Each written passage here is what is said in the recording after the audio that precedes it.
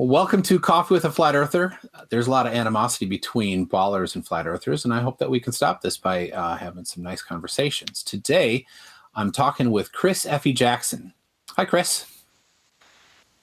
Hi, MC Toon. How you doing? I'm good.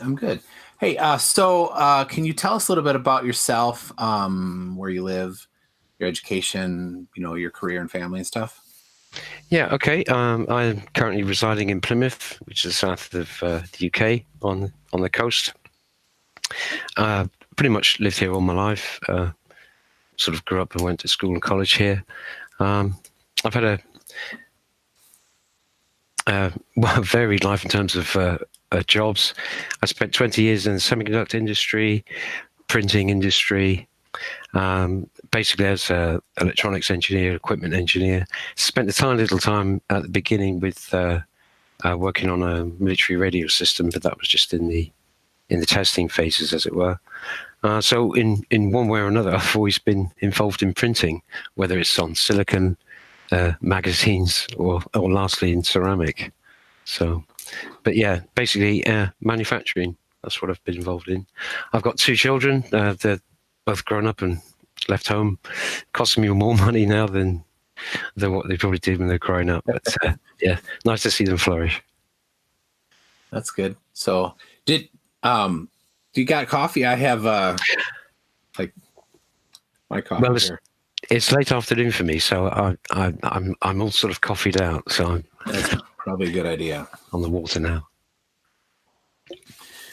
Cheers. All right. So how long have you been looking into flat Earth? When did you discover it and start investigating? Okay, so I guess it's getting on for 2 years now. I first started off, I was really interested in all the space programs. One of my earliest memories was my mother getting me up. I must have been about 5 and showing me the TV. I don't know what was happening, but I remember that point where she got me up when the moon landings were actually televised. And I guess from there, I mean, growing up as a kid, it always fascinated me, always did. And as I grew up to be a young man, become more worldly wise, I always thought that there was something that they were hiding. And I thought that perhaps maybe they did know of other intelligent life that was out there, and that they were busily hiding it, or to that effect. And I was looking at UFOs and all those sort of conspiracies, and I thought, well, it's only a matter of time. And then obviously when the technology improved and we had mobile phones, again, I thought it was only going to be a matter of time before somebody had irrefutable evidence of something. And obviously with YouTube coming along, I looked at all these channels, and I realized after time that I was going round and round in circles, really, with it, and it was the same old sort of story. And we still won't get the truth from the main space agencies as I felt it. And I really thought they were hiding something. And in amongst all the videos I used to watch, used to come up with flat Earth stuff, and I just used to ignore it, until I saw one particular YouTube movie, and I thought, what is that? And it was the stars, what they showed with the stars. And I was completely, surprised by what this person was saying the stars were once they'd recorded. And it didn't actually look like a star. It looked like something completely different. And I saw another one with like a P900. I think it may have been, yes, the P900, yeah. Okay. And I just thought, because when I initially saw the video, I thought, that's just the way the light's coming through the atmosphere as it's being distorted, what have you. But the way they could actually focus in on it and, bring it in, as it were, that really surprised me. So I thought, well, okay, there's got to be something in that. There's some anomaly. But when I continued to look, I realized that there was something wrong. And, not quite right, let's put it that way. And one thing led to another. And then I realized then, after a short period of time, I guess, that I thought, well, maybe what they are hiding isn't what I thought or what I suspected, but there's something a lot bigger, which is basically, where we live. and what we're living in or on. Okay. So on your channel, you've got these Life of Ball Brian videos. Yeah. And I've watched a few. They're super good. If any of you like Monty Python, and it doesn't matter if you're a flat earther or not, go watch these Life of Ball Brian. They're really good. Did you do them by yourself, or is there somebody else doing that, or how's that work? No, I did them completely all by myself. Some of them I'm not quite happy with them being, you can be your biggest critic yourself, can't you? I think I could have done them better, but sometimes when I may do them in 2 or 3 takes if I'm not happy with something, but then, if time's running out, just, well, that'll do, just get it out, But yeah, I think I could have done them better. I could have carried on, but again, you have to know some of the videos. You have to know who people are. Oh, yeah, it certainly helps to know the background people. Yeah, but not wanting to cause offense. I would never. It's a bit of light-hearted. It's not a dig at people, but it's just something for people to laugh at, really. Yeah, it is good. Thank you. I like them a lot. So, all right, I got some questions for you. We're gonna go quick. Just give me yes, no, maybe, and okay. You don't have to explain or quantify any of this, but there's just some conspiracy theories here, right? So, okay. The U.S. FDA allows Big Pharma to get away with pushing bad medications. True. Right. Yes. Fluoride is put in water to make people dumb. Maybe. People have figured out free energy, but are keeping it a secret. Yes. Dinosaurs never existed. Yes, they never existed. Okay. Hitler did not die at the end of World War II. He moved to Venezuela or somewhere else. Maybe. All right. 9/11 was an inside job. Yes. Okay. Moon landings were faked. Maybe. Chemtrails are real and used for energy or to harm people. No. Okay. Good. Some people are paid by shady organizations to support the round Earth. Yes. All right. And Queen Elizabeth is a shape-shifting lizard person. No. I haven't had anybody say yes to that. I've seen videos. Some people have videos on that, but okay. I got to say, some of those I'd like to explain, but I have to go with yes, no, maybe. But yeah. Each of them, of course, has hundreds of videos and thousands of hours of people discussing it. So it's hard to just give such a short answer. Okay, so a lot of the time when we're looking at flat Earth and they're looking for evidence for one way or the other, the most common thing that people look at is whether or not you can see far over water, and it always comes up the same. It's somebody will say this, somebody will say that. You get nothing. You get nowhere. So I'm like, I don't care about that anymore. When you look at evidence, you look at you got evidence here, you got evidence here. You accumulate evidence on either side of what you're exploring. And I think the seeing far is one piece of evidence. And if it were definitively decided, which it certainly hasn't, at the best it'd just be one piece of evidence. So I consider it to be a tie. I kind of just say it's 1 point each. And let's talk about something else and see what else we can find to confirm or disprove any particular side, right? So that's the questions I'm going to ask are going to be, prefaced with other than seeing far, right?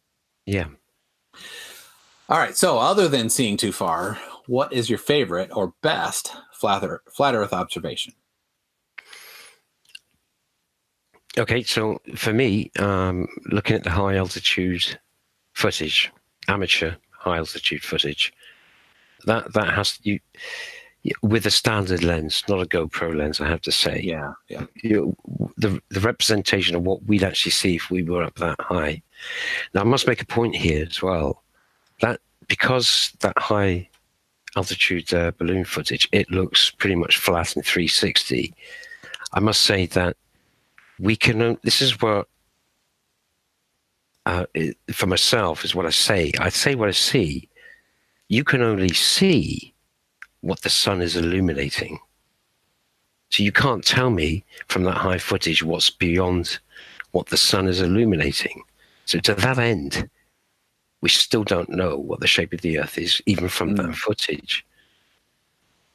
But what we do get shown by the mainstream from the pictures of the ISS is a large part of the ball. Yeah, which in essence, well, okay, they're higher. I've looked at the ISS footage when they show the live streams, and you can see the solar arrays bending, sort of. Oh yeah, their cameras are not rectilinear lenses. So yeah, that to me just they don't have to do that, but they choose to do that, and it's annoying in a certain way. But I think if you really wanted to look at the Earth as a whole, I suppose, what's the minimum distance you need to be away to see both edges of the Earth before it starts to get smaller? And what would that distance be based on the size of what they say the Earth is? Yeah, that's much farther than what the ISS is, for sure. Of course, but yet we see so much of the ball Earth from their perspective, or what they show us. Yeah. So and I've done some photography, and lenses are expensive, and the a good lens, a rectilinear one, is much more expensive. And I've seen some of the amateur footage of balloons, and they have like a GoPro with a modified lens, and even then it's still not a straight lens, right? And they don't include a calibration. It'd be nice if they started with a a piece of paper or a board that cover the entire frame at the beginning, so you can, with straight lines, right? So you can see, and then that gives you a reference on how straight that lens is. But I don't know why nobody does that. That's a pretty simple thing to do. Yeah. Okay.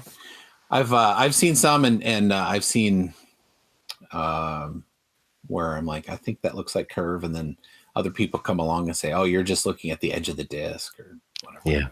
So again, it gets nowhere. That's right. All right. What do you think is the worst flat Earth claim? Something that's definitely not true. Oh, the worst flat Earth claim.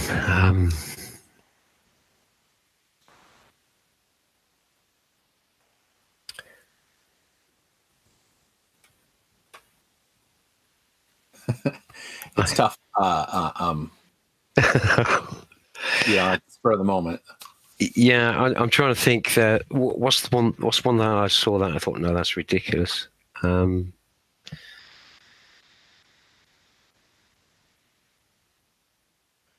no, go ahead if you have something. No, you go ahead. You might jog my memory.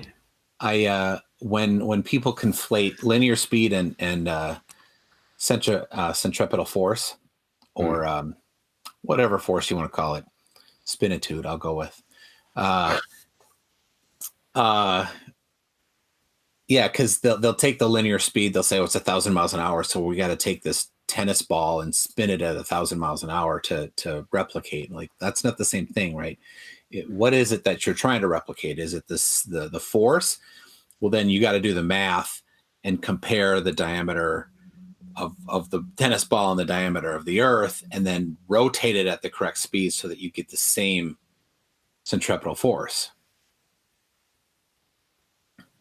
But they just and thinking, or probably not. That's mine. Yeah, you broke up slightly there. Sorry.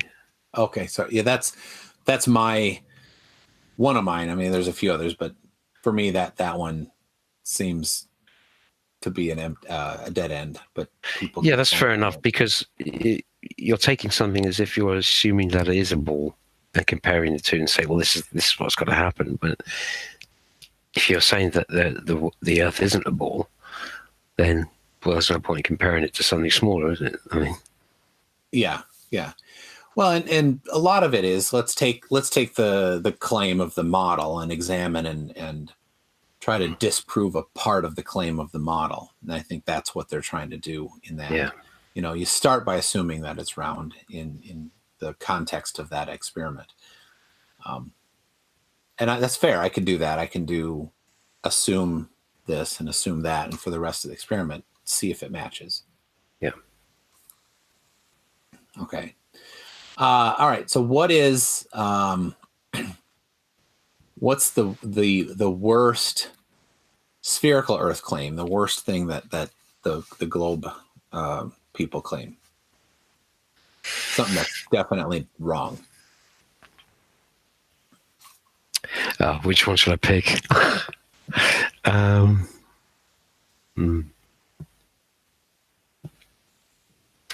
It doesn't have to be the worst. It can be just something. No, I guess the one of my favorite ones is the world. What do they do? Circumnavigation. We can circumnavigate. It doesn't prove either way. It doesn't, no, but yet nobody's actually gone pole to pole, as it were, flying. My understanding is that's not, anybody can get in a ship and go this way, but they don't do it that way. I mean, obviously, you've got Antarctica in the way. The other thing for me is that 26% of what they say is the surface we can't get to. It's a militarized zone, I believe. Oh, where? I think Antarctica, you have these flights.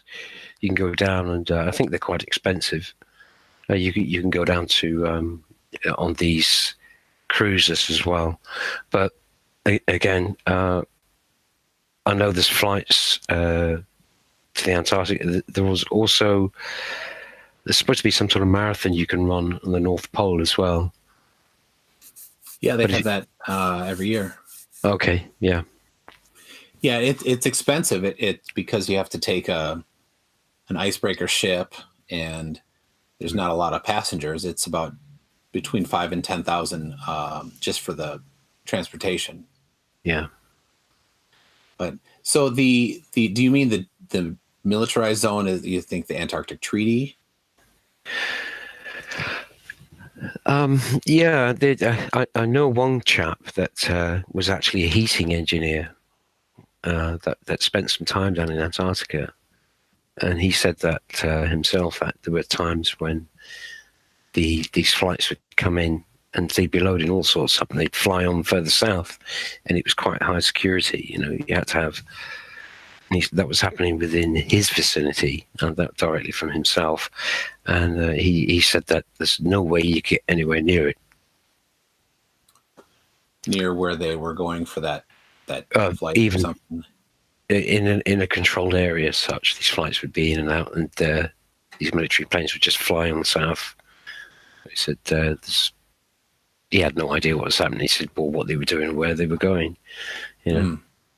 And I have seen people say that the Antarctic Treaty prevents people from going there. But first thing I did is I just went and read the treaty, and that's not in there. Okay.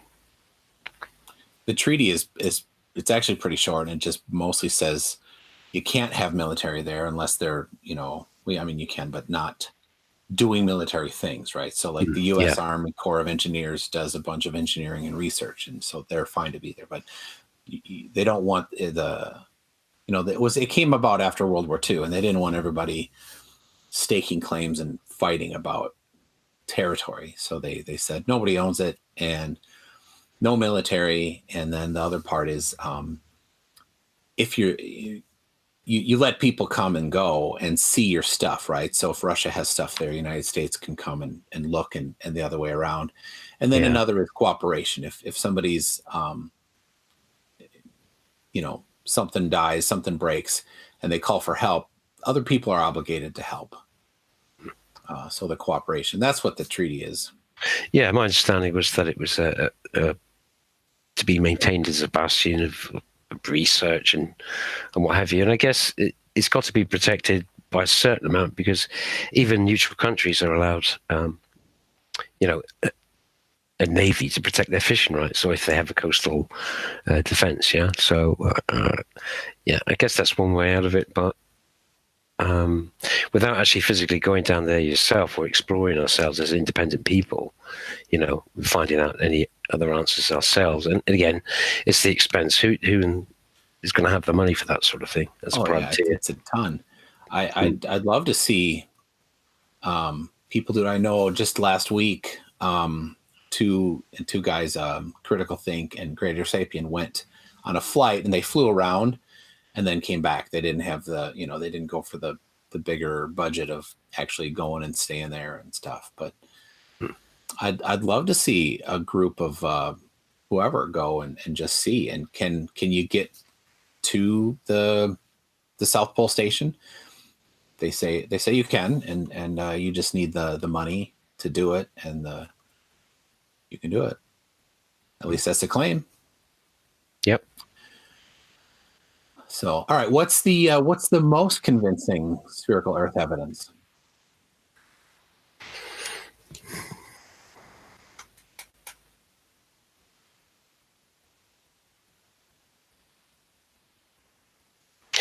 Well, what you mean? That's put up by the mainstream?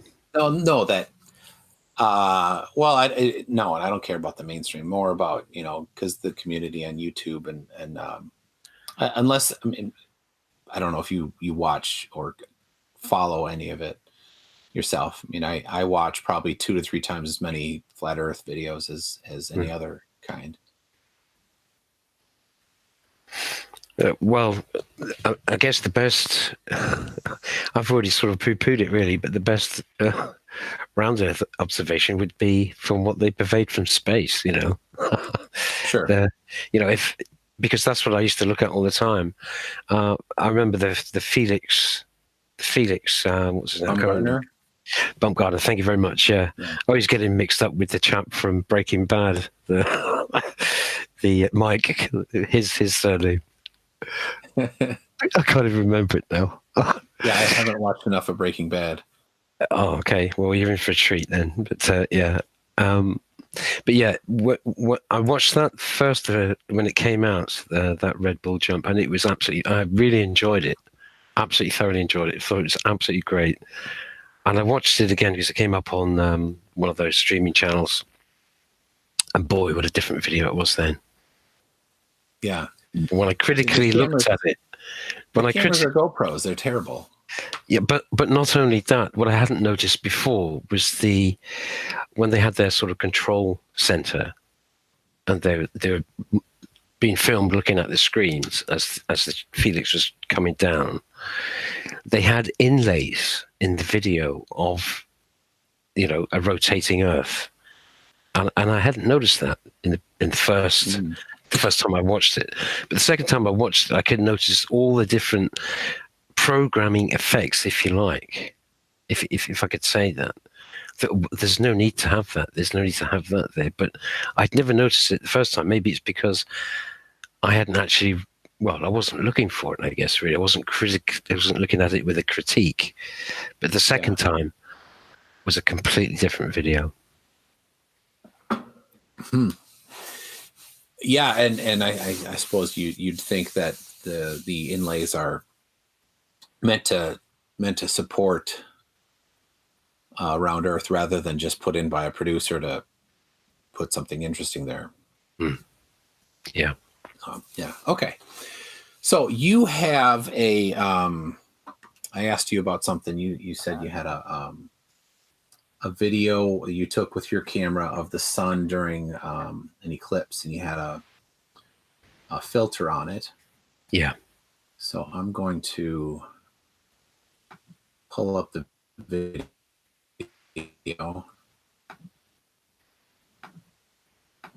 And this is the, you see that, the photo forensics? Yeah. Okay. I'm going to pop over to that window here, and forgive me, I'm a little not super good at this. So I'm going to, your video is right here. So, oh, you heard Ranty, or not Ranty. Oh, Anthony. Anthony, yeah. For a second there. Okay, so here is your video here. And I think you were, can you see my mouse? Do you see that at all? Okay, yeah. So the on the upper left here, you got these couple anomalies here, and on the lower right, oh, that's your cursor. Mm-hmm. And then on the right side here, you're talking about these anomalies here. Yeah. And then later, you're, so there's another view of it. And you're flipping between these two different views of it. So what were you thinking about that? Okay, well, I hadn't noticed those anomalies. I'll still call them that, really, until I actually got home, was taking a look, and realised that these three dots were there. And then when I compared the two photographs, they'd actually shifted. So yeah. And I was trying to work out what they were. So yeah. Since then, have you come up with any more thoughts on it, or done any more pictures of the sun to see if anything like that is happening still? I tried a few times, yes, with the filter. I tried, especially when looking at sunspots, but nothing as apparent as this I've seen since. No. Okay. Just for the record, this was the eclipse that you had in the States, the full eclipse on the 31st of August. Was it? So this video was November 2017. So was it August 2017? Yeah, that's from the 31st of August. This video was taken. Okay. Sorry, the photograph was taken because in the southwest of the UK, roughly about 2000 GMT, the moon was supposedly clipping the sun, as you could see, as it was setting. And I rushed down to Cornwall as far south as I could get for the time. Managed to find a sweet spot on a hill just to capture the sun as it disappeared below a tree line.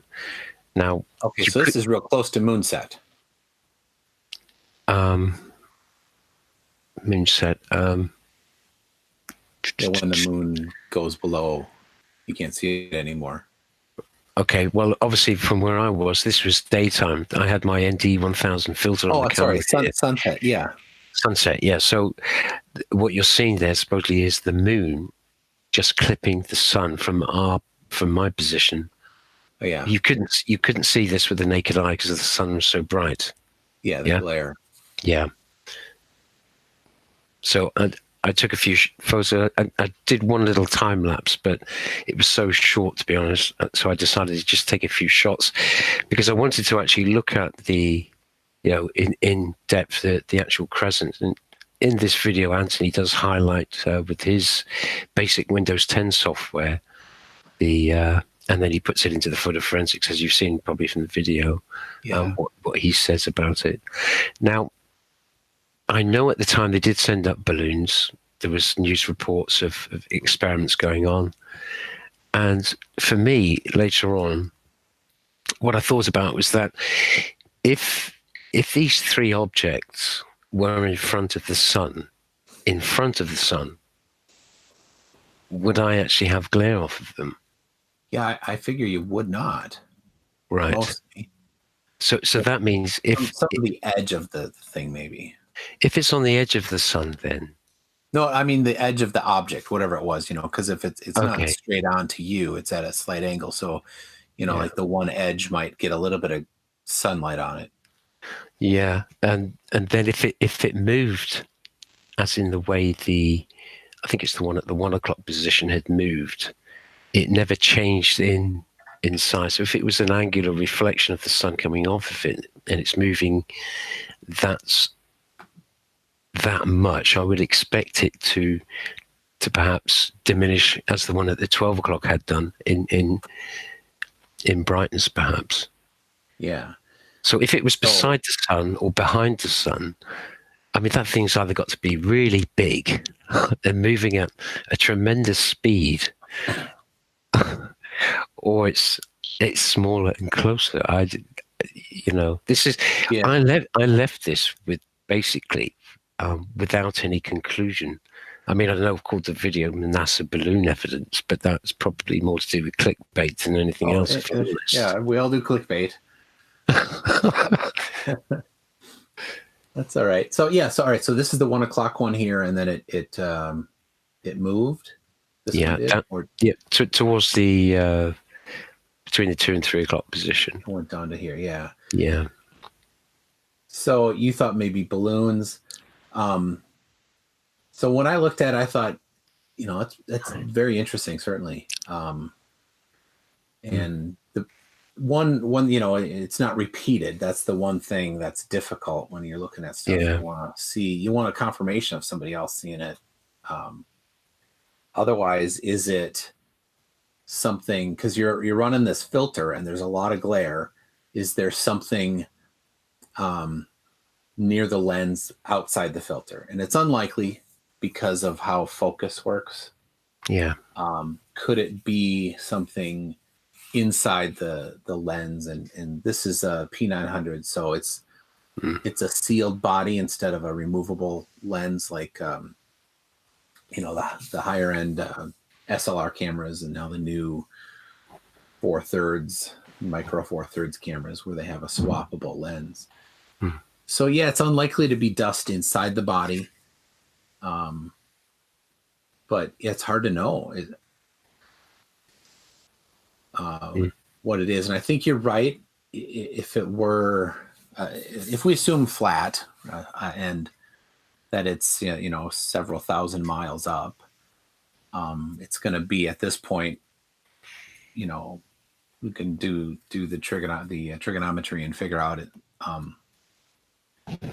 If it was August, it's near getting close to, it's close to the solstice, or so the equinox. So I don't know, 5,000, 6,000 miles away would be the most it would be away from you.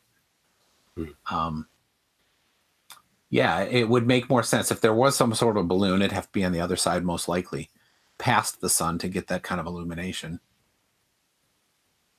But balloons don't go that high, at least not that we know of.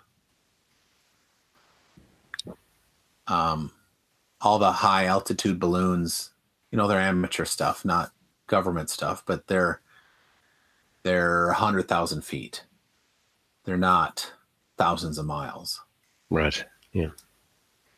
Yeah, I don't know. That's interesting. I did look when Anthony was in and he brought it into photo forensic. I had not seen that before. That's a really cool website that I'll look at for other stuff.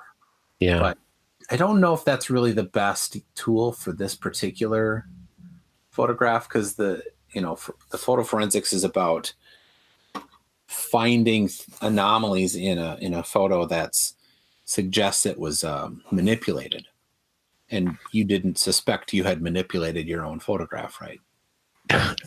Yeah. So, well, one thing at photo forensics I do like, they have something on their website that said, if you took a photograph of a fake picture, the photograph that you've just taken is a genuine photograph.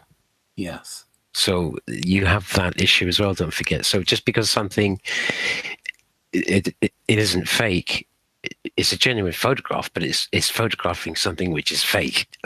Yeah. So you can't use photo forensics for that reason, unless you have the raw data as such, I guess. Anthony, I sent Anthony to get the copies of these, Yeah. So I've not used this Nikon camera.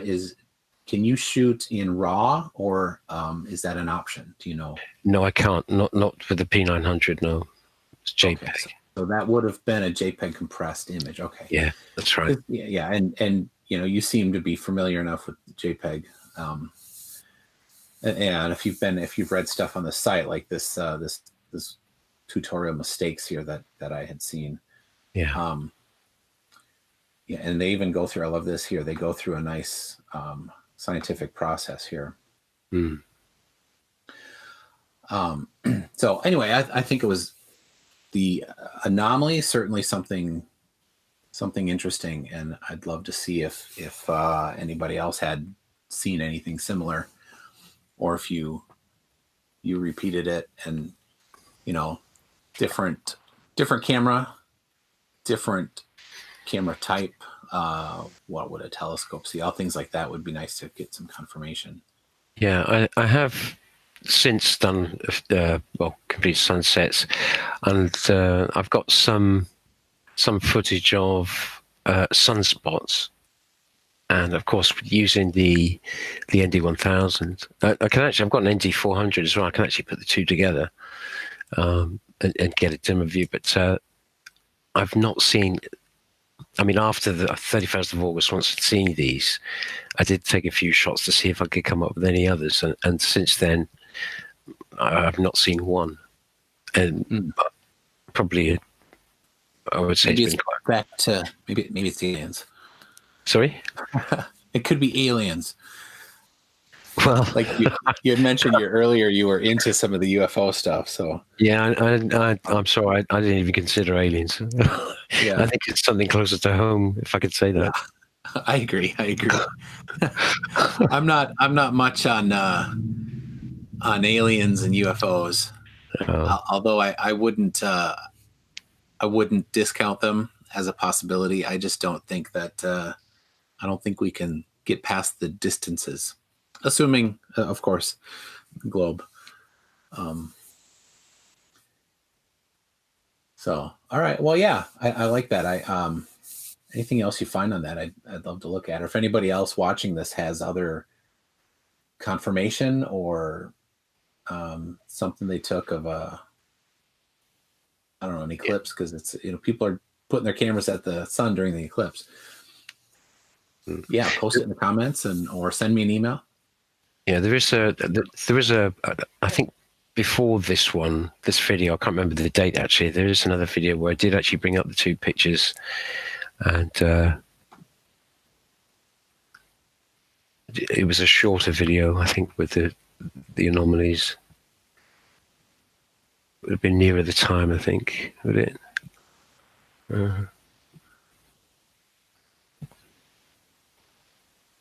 Oh, there's the Anthony one. If you go further down, it might be.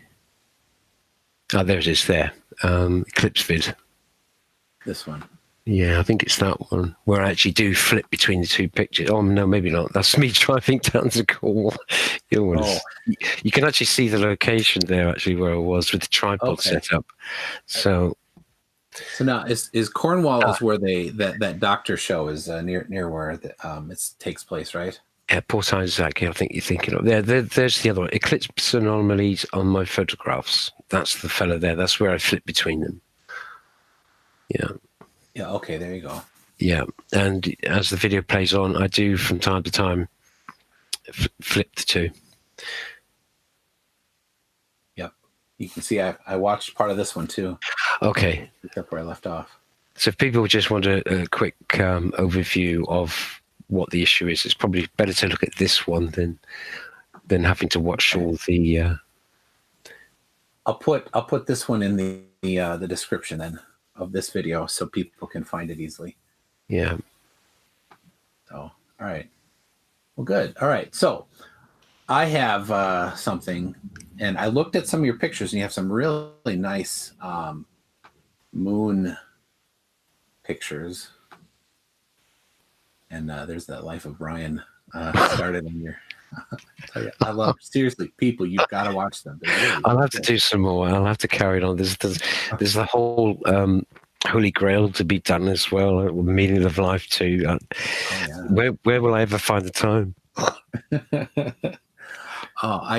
I grew up just loving Monty Python. We watched Holy Grail so much, and my kids too. Now, it's just fantastic stuff. So, yeah. All right. So here, these pictures of videos of the sun over the moon, right? So you've got here, and I know you're doing it for a project, but I think they're just, I love the pictures. They're nice. So you got 100%. So this is a full moon, and your 83 zoom. So into some of them, the zoom goes, you can see, if you see as I scroll here, how it moves across. Yeah. So this is at 83. So I've not actually used one of these cameras yet. So that's how big it is at 83. Yeah. What you have is an actual setting on the camera in the menu. It's called Moon. And when you select that in the menu for your filming, what you can do is you can line up the moon in your crosshairs, and when you press the OK button, the camera will actually zoom into the times 83 and hold it. Okay. So it's not as if you're adjusting the zoom button yourself to get to 83. It automatically does it for you. Okay. And the 83 is the maximum optical zoom. Yes, that's right. And it doesn't. Yeah. It's preventing it from doing any digital zoom, which all it does is ruin the photo. I hate optical zoom. That's right. Yeah. Horrible. And in my cameras, my point and shoot cameras, who has them anymore, right? Everybody has phones. I would turn that off and just say, don't ever do that. The digital zoom. So yeah. All right. So there's a bunch of these you had, and you didn't put in the comments exactly what time of day or anything. I'm disappointed with that, because I thought I had done. Usually at the time I was flitting, doing some work for or is this an encoding of it here? Maybe that's the time and the day. Yeah, that's the time. Okay. Yeah. 2200 here on this day. 12. Oh, that's the sun. 2000. Yeah. Okay, so there is the time in there. And so we could take from the date and the time approximately when in the transit the moon would be. Yeah, so like right. the other one there was Somerset. So the Somerset ones would have been when I was in Bridgewater. It's further north. This one here, the Somerset sunspot. Yeah, that's to say that I was in Somerset. Okay, here's the Somerset moon at 17.9%. Oh, okay. So anyway, so the angular size is what I was looking at. So here I have, you see in my Batman there? Yeah. So the angular size is something that gets talked about a lot, and there's a formula for it. And I thought, we homeschool, and I'm a science and math teacher. And so my kid who's in ninth grade, he does not like math. So I'm going to make him watch this here and how to derive the formula. So he'll hate it, but he gets to anyway. So, all right. So here we got Batman, and we got the bat signal. We're going to imagine, this is all contrived, of course, but the bat signal up on the clouds. And we're going to imagine that we know the distance from Batman to the bat signal, and also imagine that we know how big the projection is of the bat symbol on the cloud. Contrived because you never would know those things. But anyway, so let's see. I'm going to adjust the size a little to fill the screen better.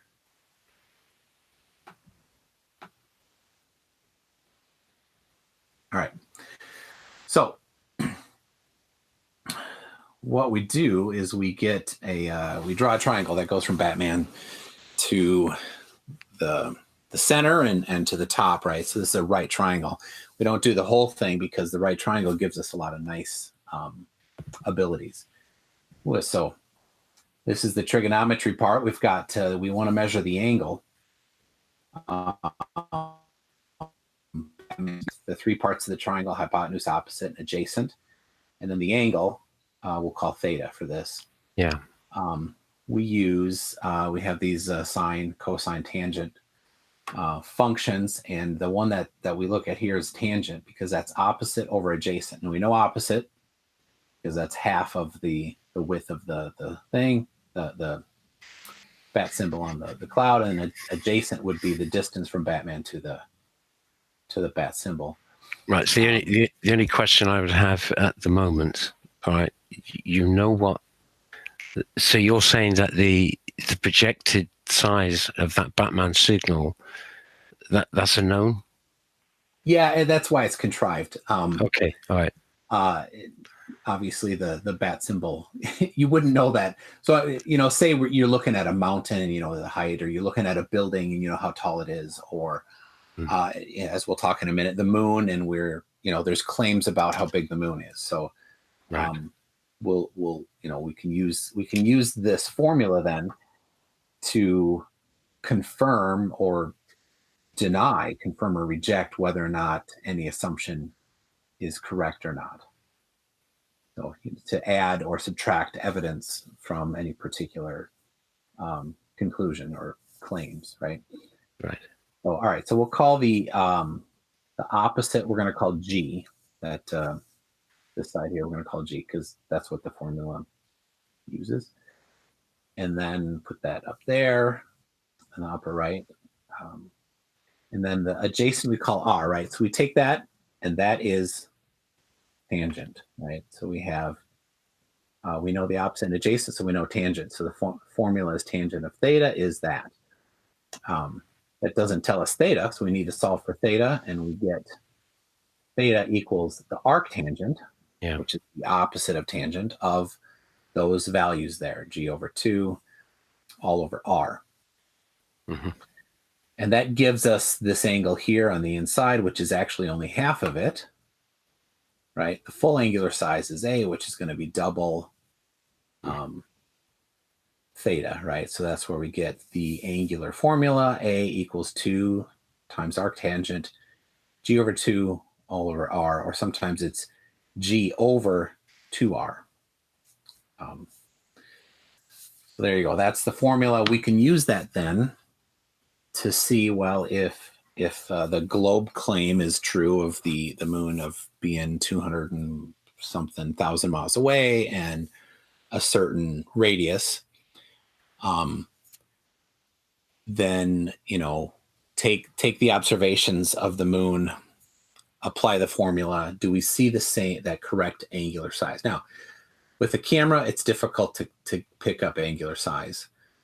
So sometimes I'll because there are devices that are designed to measure angular size, like a sextant or a theodolite, but we don't have those handy. A good theodolite is thousands of the dollars, and a sextant maybe isn't quite accurate enough to pick up the size of the moon. Right. So what I'm doing though is I'm going to take the flat Earth typical, and I don't know what your particular view is, if you have a model or if you care for a map. What do you think? Well, as far as the model goes, I don't really subscribe to any model. I'm always interested to hear what people have to say regarding what models they think, and I would never certainly ridicule anybody for having any beliefs in what they think it is. But again, 3,000 miles high, you could call it 5,000. I mean, I really don't know. Yeah, it's hard. There's not a lot of agreement.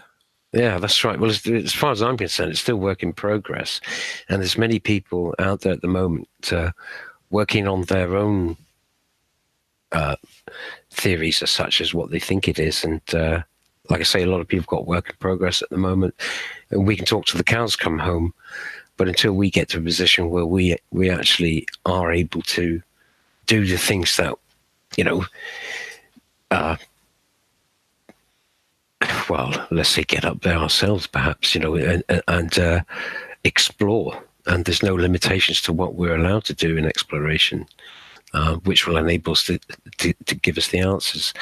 And with all this modern technology as well, I think I said in that video to Anthony, I said the better that the tech improves over the years, and we're going to have it in our hands. It's going to be child's play, you know. Yeah, that's for sure. There's certainly technology moving forward quickly. So, all right. Well, I use just because it's the most common. I'll take the 3,000 miles and a 32-mile diameter. That goes back to Samuel Rowbotham's book, Earth Not a Globe, from 1881.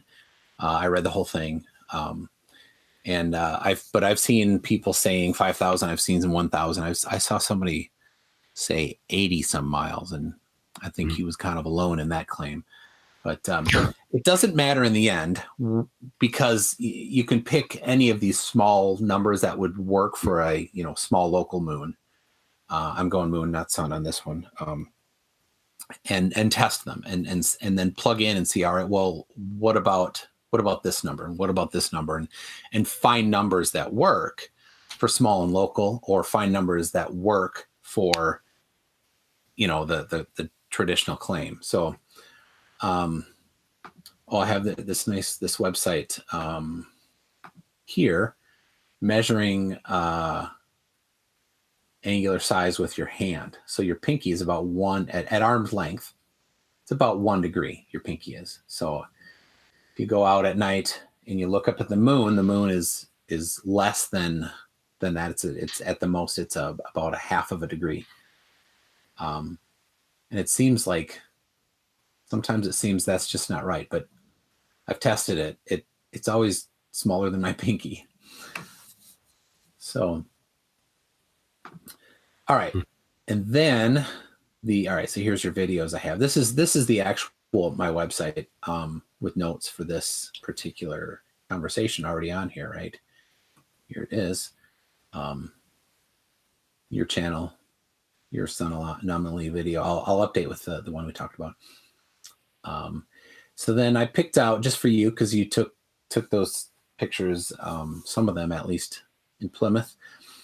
And then, to get distances, I used flat Earth flight plans from Bislin, right here, Walter Bislin. I haven't seen any other distance calculations possible. And if anybody knows, here's a flat Earth map, and but again, in the end, it doesn't matter. Take any distance that is a regular, or not a regular, a possible distance on a flat Earth, right? There's only a certain distance that you can go. Ships get to all points of the Earth, and do it in a predictable amount of time. So you can't have 1 million miles between places. It's going to be tens of thousands at the most. So I plugged in here. This is latitude 50, which is Plymouth, and longitude -4.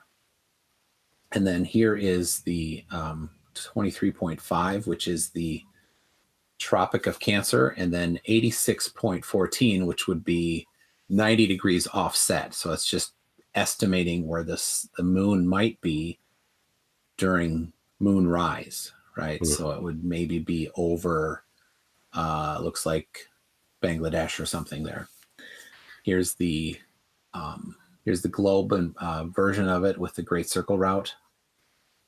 We can change the angle there to make it right. There's what it would, depending on the view. But again, these are the numbers. Somebody has preferred numbers, go ahead and swap them in. But I'm using this as a way to test, right? And the formula, we know the formula works because people use it in everything all the time. So I got the coordinates. We've got the distance. This is on the day of the northern solstice. All right, so it's going to be September, late September. In the middle of the day, it's going to be at the closest. This is the closest it could ever get to Plymouth, 1,852 miles from Plymouth down to the Tropic of Cancer. We triangulate that, right? Use the 3,500 miles straight line distance, and then use the angular formula that we just did, and it should be 0.52 degrees. And I thought that was interesting. That works well with Rowbotham's numbers because that's where he lived, was in southern England, right? So, and that this number does match observations pretty well. But then if we back up to where the moon would be during moonrise, right, at about 90 degrees, and I need to change this number. I put in the wrong, it should be negative 84. Yeah. Or plus 84.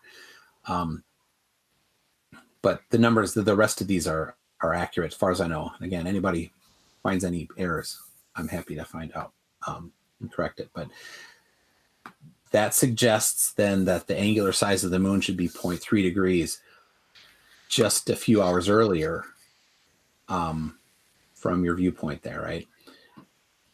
And then just for fun, I did the same on the southern solstice. So that would be in, sorry, the solstice is June. This one is June, not September. Yeah. And then this one would be December. That the straight line distance is 5,900 miles. So middle of the day, using the Samuel Rowbotham numbers, the moon should be no bigger than 0.31 degrees. And then just before moonrise or moonset, right next to it should be 0.21 degrees. So it should change a good amount throughout its transit of the sky. So now your videos, you weren't testing for that. So it's not really showing. You could maybe infer some things, but other people have done it. I haven't myself, but nothing beats doing it yourself, of course. So I do have. I had lost. Somebody had stolen our good Pentax camera, but now I have access to a micro four thirds camera that I hope to do myself some of these tests. So. I don't know if I really have anything to ask you other than, do you think that you see that, or do you think that that's not a correct way of looking at it?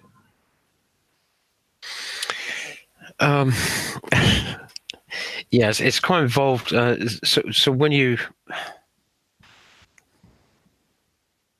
I mean, it's not exact again, is it? I mean, it's by making an initial assumption, and then we're coming up with the calculations after that. So basically, yeah. I can just discount it. Absolutely. Because of the original assumption, which is what I find in a lot of scientific issues. If I'm not changing the subject at all, but somebody said to me, you're the chap that doesn't believe that the electron exists. And he said, you're supposed to be an electronics engineer. And I said, well, go and read the paper on how they calculated the diameter of the electron, and then come back and ask me the same question. You read the opening abstract, and they base the whole scientific or the mathematic expression and deduction of the size of the electron based on the assumption that it's spherical, because something's in free space has to take on a sphere. So I read the abstract part of it, and then I said, "Let's just throw it in the bin." The whole thing. The whole thing, because it's based on that initial assumption. Why do I need to go through it, try and understand it? If they told me it was a sphere, it was proved that it was a sphere, then all that mathematics would be correct. But as far as I'm concerned, well, you're going to have to start again without any assumption. I mean, who's to know? Yeah, so I think my point is, if the Earth is flat and the moon is local, there's a distance. It's 1,000, 5,000, 10,000, not 50,000, because if it's directly above the Earth at some point, right, there's somebody always who can look up and see the moon straight up. So It's always somewhere. And so it's not more than whatever's the most distance that anybody could be from that other point on the Earth. So 25,000 miles is the absolute farthest straight line distance you could have. And then you triangulate to get the altitude, right? You got your two, and you know the straight line distance from the observer to the moon. And then you can apply the formula. And if the moon doesn't change size throughout the day, right, then I don't think that you could use any numbers at all. There's no conceivable numbers that I can think of where a local moon would not have an angular size difference that's quite noticeable. Okay. Right. And so that's what I think about the moon being local, that pick your numbers and then calculate the angular size and then see, does it match? Does it match predictions? Does reality match? And you use a camera, take it at moonrise, take it at middle of the transit, and just compare the two. You're not going to get an exact angular measurement, but at least you can test to see, is the difference between the two a reasonable amount for flat Earth for these local predictions? Then, on the other hand, you take the same claims of the globe. You say, okay, do these numbers match the moon being 200 some thousand miles away and the claimed diameter? Do these numbers match that? And I think anybody who would do the math is going to find that it matches that better. And I've done the math myself. So, and I think a lot of the time people just say, oh, well, it's perspective and it's compression and it's whatever, some atmospheric lensing effect. And it's a little nebulous and not very quantifiable. But we do know, we understand these things pretty well, not perfectly, especially as you go through more atmosphere. Yeah, and when it's straight up, there's less atmosphere. Yeah, and there's a whole array of factors involved with light in the atmosphere. If you type in light into Wikipedia, it breaks it down into photometry and radiometry, and pick whichever one you want to use. Oh yeah.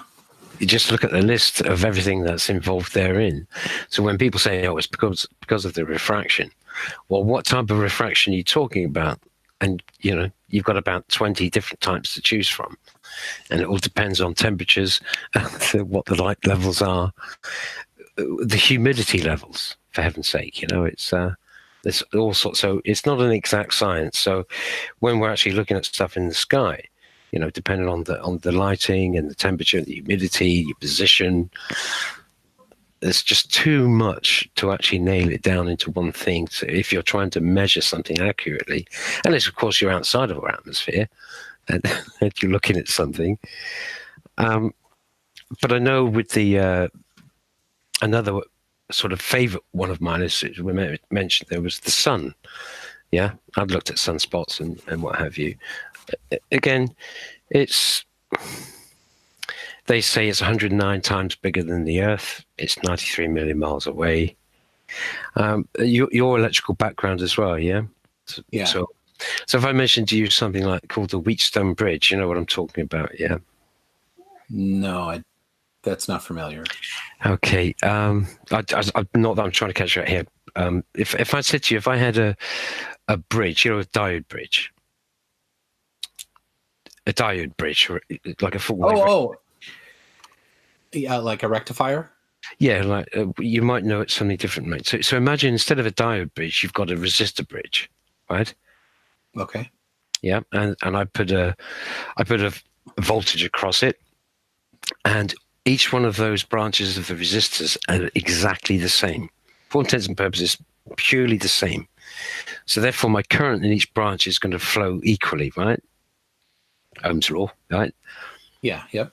And so if I go between two other points, that basically the voltage between the branches are exactly the same.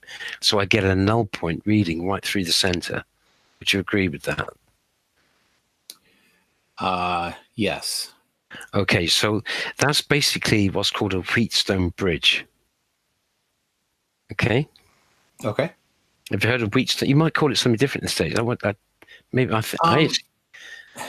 So it's been years since I've done electronics education. I've done my own, like I've designed audio crossovers, and so there's and power supplies, right? Vacuum tube power supplies, and they include bridge rectifiers to get AC to DC. Yeah. Is that the type of thing? No. So I'm just trying to establish here what it is I'm trying to get to. So if I have a Wheatstone bridge, I have a balanced bridge. So my reading across the two branches in voltage difference is 0. I have a null point, okay, in a circuit where both sides of the circuit are with the same voltage, so it's 0. It's balanced. The potential is the same. Okay. Now, what if I took one of those resistances, okay, and I put it inside a vacuum system, okay? Now, with the current flowing through each of the resistors, they're all going to get equally as hot. So I now have my null point at 1 atmosphere, right? They're all emitting their heat, so the current is driving through it. So they're all the same. I put the one of the branches inside a vacuum. I evacuate that chamber. Now, what can't happen is the resistor now can't radiate its heat, so it gets hotter. Yeah. So therefore, the resistance changes. Now my null point starts to shift because now the voltage between the two branches are now not equal because this resistance is changed because it can't give up its heat. And that's the basis of a Pirani gauge, which is what I used to use when I used to work on mass spectrometers. Now, I apply that to the sun, okay? And they say the sun is hot, right? Yeah. Now, I know that the heat can't travel through a vacuum, but I know that resistor in that vacuum can't convect to anything within it. If it was a pure vacuum, it just couldn't convect to it, could it? Yeah, there's no convection. There's still radiation. Right. Okay. So, but what they say is that the heat is being radiated from the sun to us through the vacuum. So, yes. So is it? How does that energy transfer from the sun to us through 93 million miles of vacuum? Radiation.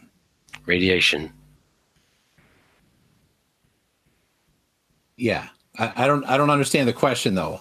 Oh, okay. So what I'm saying is we know heat can't travel through a vacuum, right? No. Radiative heat does, infrared.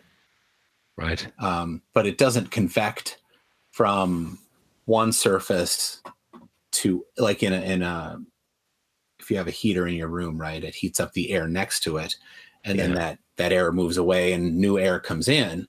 Oh, yeah. That's convection, right? But if it's in a vacuum, it can't do that, right? So it radiates, and so the window I have right here is 2 layers of glass with a vacuum between them. Sometimes it's argon, sometimes it's a vacuum, but it still gets through. It's just not as good. That's why it's a good insulator. Okay, so I just had issues with that because the recent Gene Parker probe that they put up to actually go into the sun's corona, it's supposed to be behind a heat shield, isn't it? Because they're saying the sun is going to be in amongst something like 1,000,000 degrees or something. But it's going to be within that environment that's 1,000,000 degrees. Yeah. So, but yet they're saying they put this shield up. I don't want to later point too much on this, but I'm just trying to think of the basic. Oh yeah, the other basic analogy is that when you did the bell jar experiment at school, right? You couldn't hear the bell because they evacuated. So the sound is more mechanical. I know that it has to transfer, but you could still see it. which means light Yes. actually travels through a vacuum, right? So we're saying is then for that heat to get transferred from the sun, it's in terms of electromagnetic waves, which is light, basically. Yeah. Okay, so that means that all the power that sun emits has to be contained within the light wave. Yes. But light has no mass.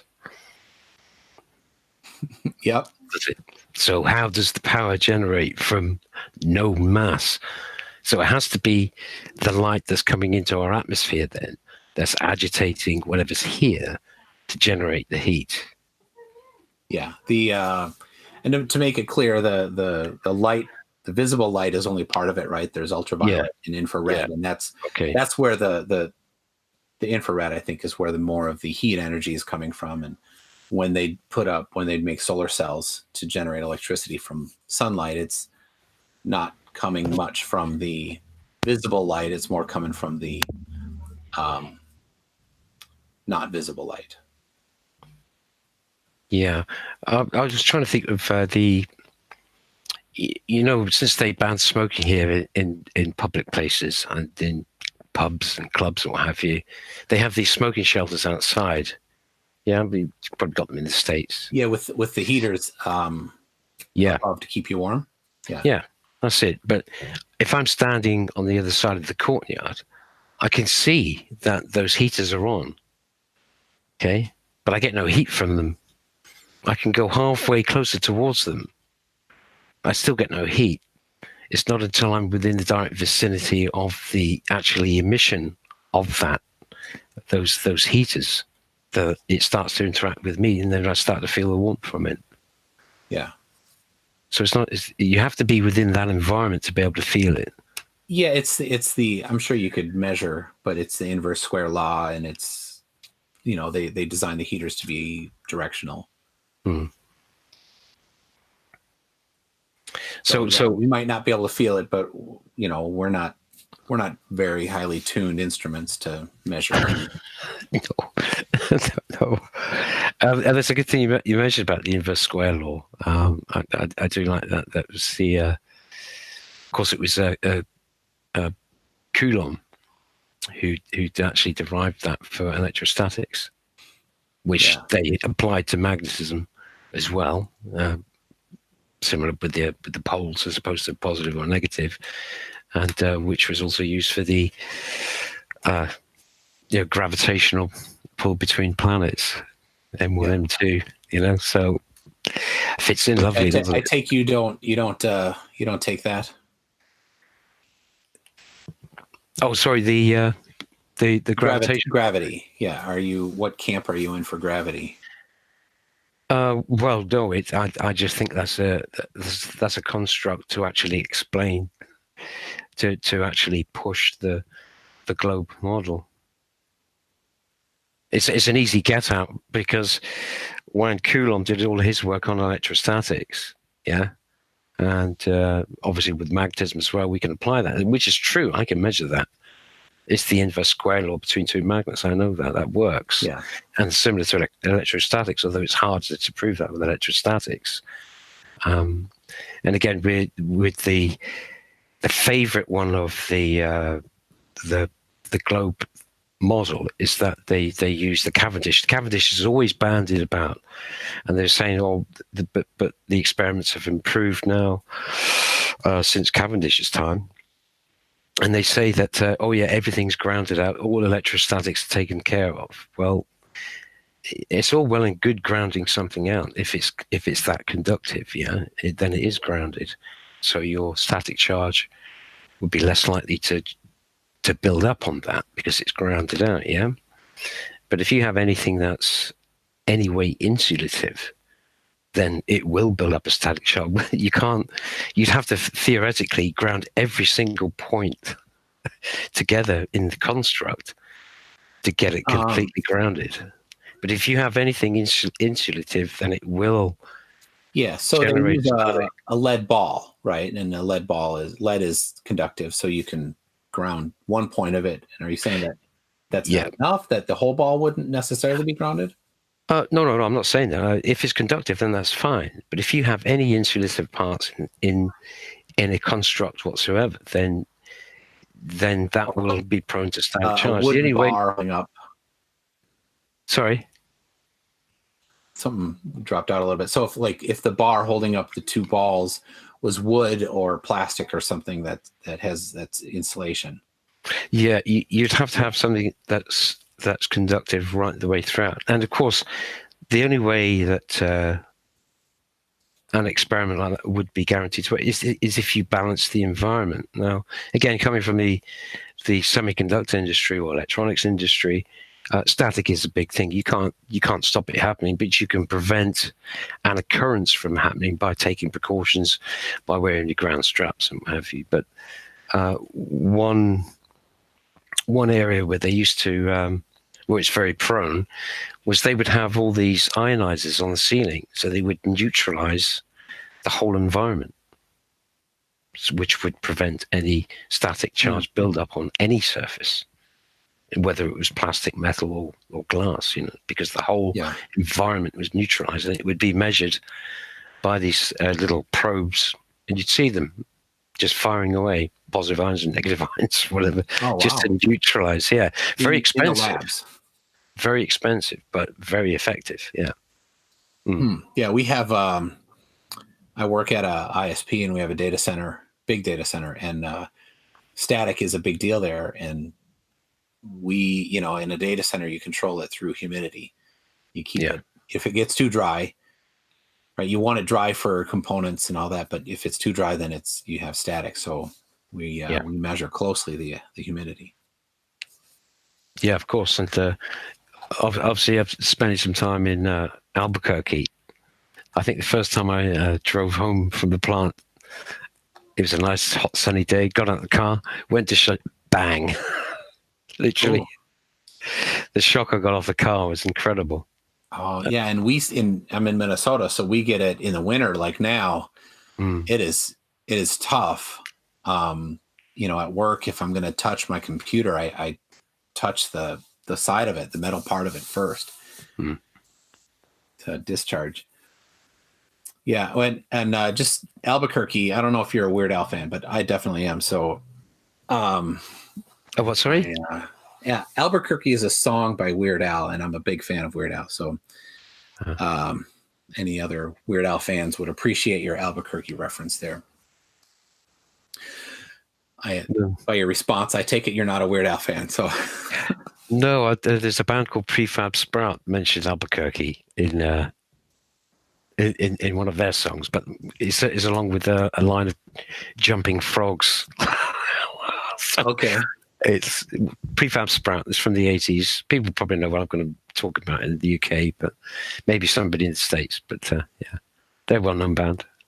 Okay. Yeah, I haven't heard of them. So, okay. Well, it's been, we got kind of deep into some of the technical stuff. I hope people can appreciate that a little bit. And some of these discussions don't get like that. And I love it. I hope other people enjoyed it some too. So, all right. Who is your favorite flat earther? There are many, but if I can answer this by saying that the person I probably spend most of the time online with, and the reason why is that, because I like him a lot, is Ali B. And Ali said you. I know it's a bit complimentary. I guess that it could be construed as that, but I have to say that I can talk to Ali with any subject and he can respond in like. And the amount that chap has read, what he can call upon, we don't. And the best point that Ali made, I think, is that we don't agree on everything, but we still have a relationship where we can discuss that and the reasons why. Not that we're trying to persuade each other from or to, but we agree that we have a difference of opinion on stuff, which I think if we brought that into the community or brought that to the worldwide, this is how everybody's going to get on and not be abusive and have these interactions where they always end up being sort of more negative than positive. Yeah, I like that. And he said similar that you don't agree and that you can still talk and get along. I love that. That's I got to say, when looking at the interaction between the two crowds, I think the globe people are worse. They're worse than the flat earthers by far in how they treat other people, and I hope that can change. Well, yeah, and again, the only way that's going to change is by example, I guess. I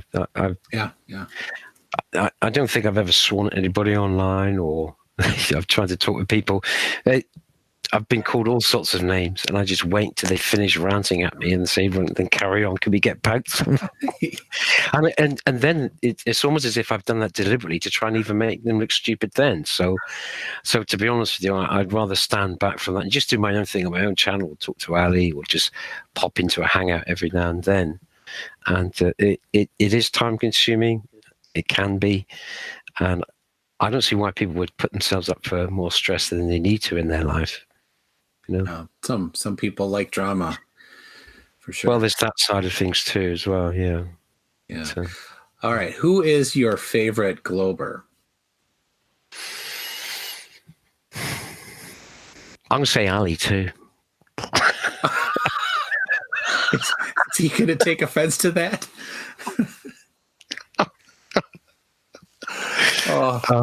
Sorry, Ali. So that was a joke. That was a joke. I liked a chap called George Hittenuk. I think that's his pronounced name. I had dealt with him with a channel called Earth Discussions. I could talk one-on-one with him, and we could disagree as well on the technical level and have a good. But it moved away from whether the Earth was round or flat or whatever the shape was. We were discussing, the finer points of technical issues. And is he my favorite person? He's the guy I had a really good discussion with on a global panel. But as far from that, I've never really thought about who's my favorite glober. But I don't really have one. But if I had to deal with people, it would be somebody like George Hittenuk. That's good. Okay. So just before the end now, if there's anything you want to say to, the globe community, a lot of my subscribers probably won't have heard what you said before. Is there anything you want to say to them? Just that, I am tied in with a flat Earth, and I'd have to be in that camp rather than the globe camp. But I really don't know what the shape of the Earth is. And if they were true to themselves and what the mainstream put out, they would realize that there is at least something wrong with what they're showing and what, more importantly, they're not showing. And the questions that I've asked basically is, why don't they show us this or that? Yeah. Well, that's good. There's certainly things that governments aren't telling us. I'll agree there for sure. So, all right. Well, thank you, Chris, for agreeing to be on Coffee with a Flat Earther. I hope people can take some from our interaction and improve the discourse, right? If anybody else is a Flat Earther and wants to join, send me an email, mctoon@mctoon.net. You can go to my website, mctoon.net. There's some information there. So anything else, Chris? No, thank you very much, MC Toon. And if I could just put one more plug in for somebody, if I may. I know you said you like my moon footage. If you want to see some real good moon footage with the P900 and the P1000, there's a channel called P900 Coolpics, and there's a lady called Sandra. She puts me to real shame with... She uses that thing as a tool, and, if I was half as good as her, then I think you'd be impressed. Sure. I'll put a link. I'll find her site, put it in the description. Yeah. So, all right. Good. Well, good. Thanks a lot. And thanks, MC Toon. Appreciate it. Thank you. Yeah. All right. Bye.